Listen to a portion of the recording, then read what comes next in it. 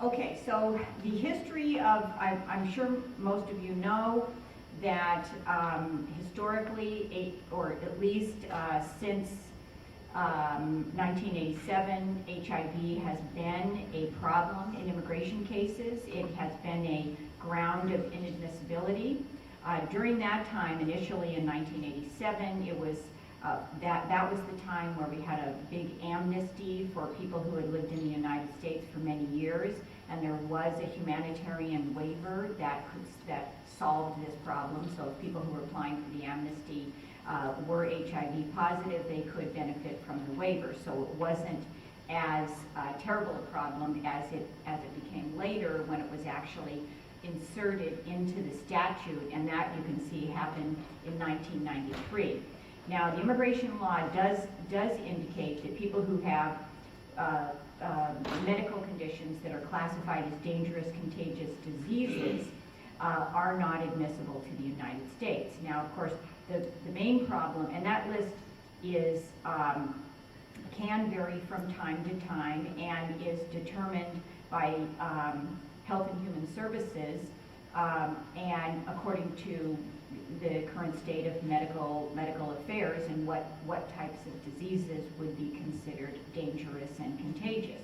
Other diseases that are on there are things like active tuberculosis or syphilis, for example.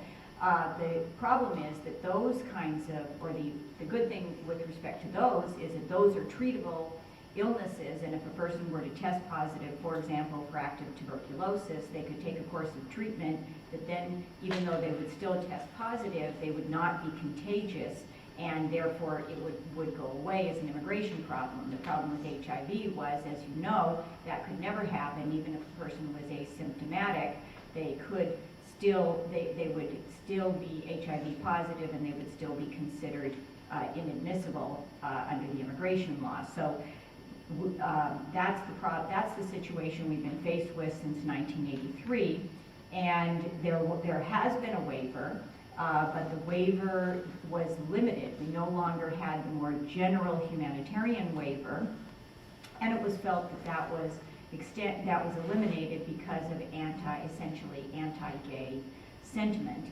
And so the waiver was limited to family members, but very specific family members, and you see they're listed here on the PowerPoint. They had to be people with a U.S. citizen or permanent resident, parent, spouse, or unmarried son or daughter. So in other words, it was very oddly limited to certain people with certain relatives. So for example, someone who was married but had a U.S. citizen parent would be ineligible for the waiver, whereas if the person was single but had a U.S. citizen parent, they would be eligible for the waiver. So there were all kinds of sad situations where people did have strong family ties in the U.S., and you would think they should have benefited by the waiver, but they didn't have the right relative, or they didn't have the right marital status, and so they didn't qualify for the waiver. So now for the good news. The good news is that this year, HIV has been eliminated, and that the final process in that elimination will go into effect on January 4th of 2010. It's been eliminated as a ground of inadmissibility, and this started to happen in July of 2008, when Congress actually removed it from the statute. And so the statute still indicates that you have a medical condition which is a dangerous contagious disease, or that's not those similar words to that effect. But in the past, the HIV virus was written right into the statute. Now it's simply the general language is retained into the statute, and it's up to Health and Human Services to determine which diseases will fall within that category. And since July 2008, the process has worked its way through Health and Human Services so that they propose their own set of regulations to take HIV off of that list. And finally, it's become a final rule, which will now go into effect on January 4th, 2010, and HIV is gone from the list. So it's really fabulous news.